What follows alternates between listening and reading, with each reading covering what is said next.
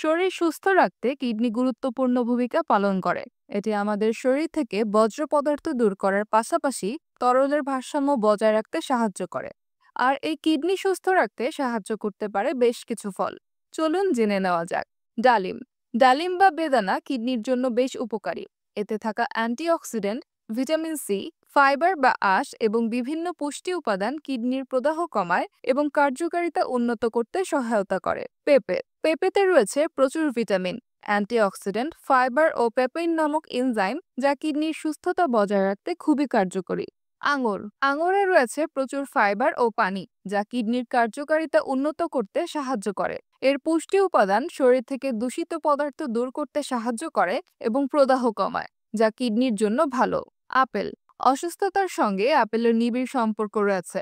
আপেলে থাকা fibre, vitamin C ও antioxidant শরীর থেকে দূষিত পদার্থ দূর করতে সাহায্য করে এবং কিডনির কার্যকারিতা উন্নত করে। আপেলে পটাশিয়াম কম বলে কিডনি রোগীদের জন্য বিশেষভাবে উপকারী।